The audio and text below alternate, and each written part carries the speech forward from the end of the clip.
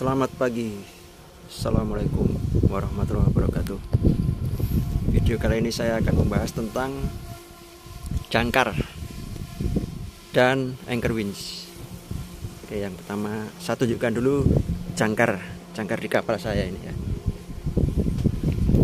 Jangkar di kapal ini namanya stockless anchor. Seperti itu, stockless anchor, stockless bower anchor. Itu ujung itu kukunya itu namanya flux. Terus ada batangnya yang masuk ke lubang, itu lubang urlub atau lubang housepipe, itu namanya sang.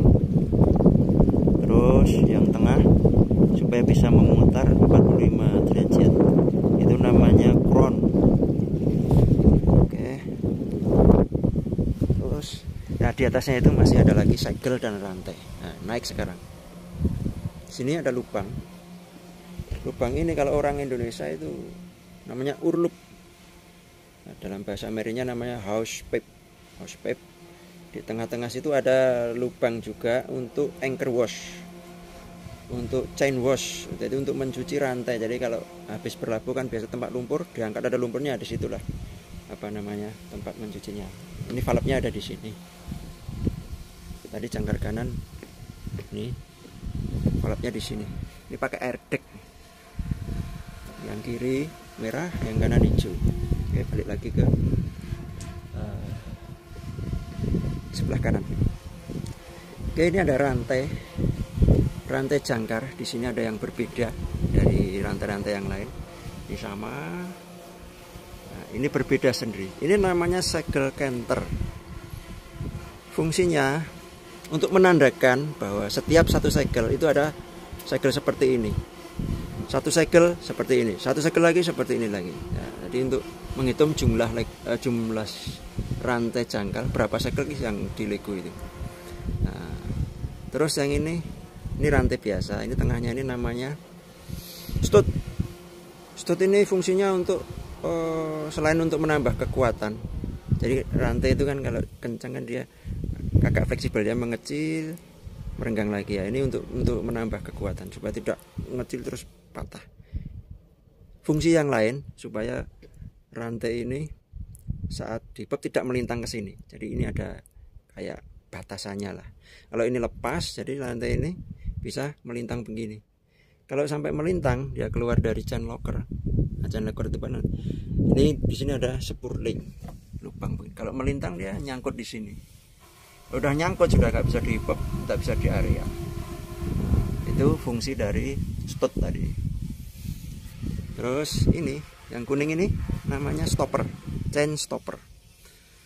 Jadi kalau sudah di lego stopper seperti ini. Jadi kalau kena arus melorot ketahan ini, Di samping ketahan juga rem tadi. Ini namanya kontrol kontrol wheel control chain. Nah, jadi kalau dia di lego dia muter juga ini, ikut muter. Gate control chain namanya. Dia ikut muter.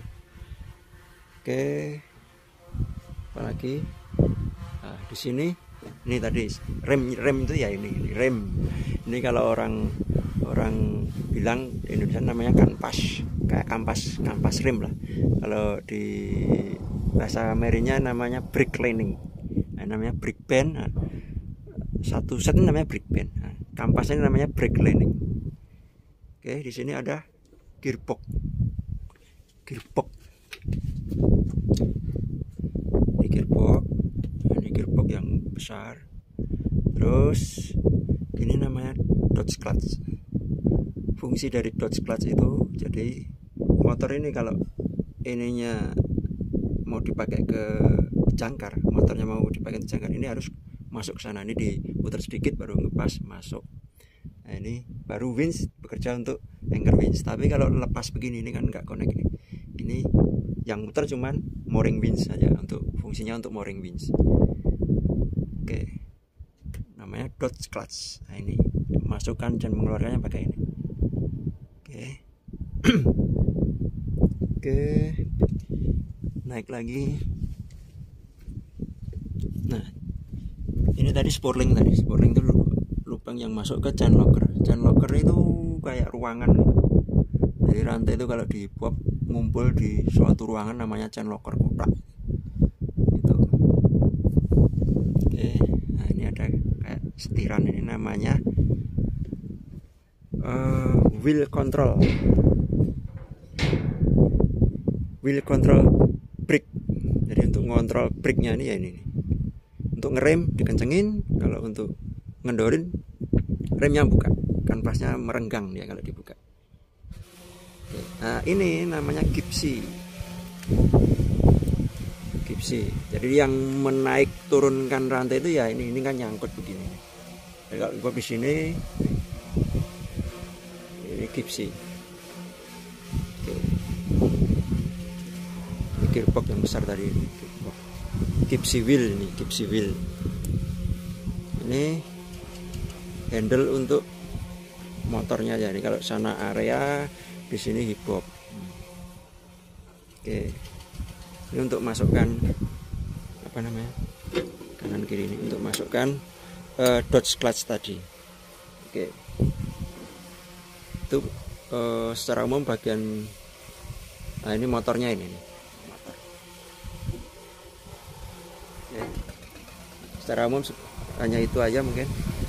Terus metode berlabuh jangkar itu ada dua metode. Yang pertama dengan walkback. Walkback itu dengan menggunakan winch. Jadi rantai itu tidak di drop jatuh bebas itu enggak. Jadi di area pakai ke winch. Nah, itu biasa digunakan untuk kapal-kapal dengan GT di atas 100.000 GT gross tonnage. Untuk kapal ini tidak sampai segitu, tapi untuk lebih amannya ini menggunakan metode walkback. Keuntungannya ya lebih aman jelas. Yang kedua, untuk kontrol jumlah segel yang di Lego itu lebih mudah karena turunnya pelan-pelan sesuai kecepatan dengan winch tadi. Untuk metode yang kedua yaitu dengan metode Lego. Nah, itu caranya siapkan dulu, misalnya order dari Lego, siapkan jangkar satu segel di deck standby Lego. Nah, kita area dulu dengan winch sampai satu segel di deck, baru kita rem. Nih, brake bandnya kita kencengin pakai wheel tadi itu, wheel control brake band, kencengin, baru dog clutch-nya kita lepas. Ini juga kita buka ini stoppernya ini. Nah, begitu ada aba-aba Lego jangkar gitu, bukalah itu kontrol brake bandnya itu dikendorin. Nah, maka ini akan melorot jatuh bebas, melorot. Nah, tapi resikonya kalau kanvasnya ini nggak kuat menahan, dia akan melorot terus sampai habis, sampai bisa jadi hilang sak rantai-rantainya kalau bitter end-nya nggak kuat. Nah, bitter end itu ujung rantai jangkar itu namanya bitter end, dia nyangkut ke chain locker. Kalau dia nggak kuat, dia jebol, dia hilang sak rantai, sak jangkarnya. Kalau apa dengan metode Lego tadi itu resikonya. Dan resiko yang kedua, untuk kontrol jumlah rantai itu agak sulit karena turunnya kan cepat, jadi untuk ngelihatnya dia nggak bisa seksama seperti kayak turun pelan pakai windlass, jadi kontrolnya lebih susah. Oke, mungkin itu aja sekilas tentang jangkar dan anchor wind. Terima kasih, selamat pagi.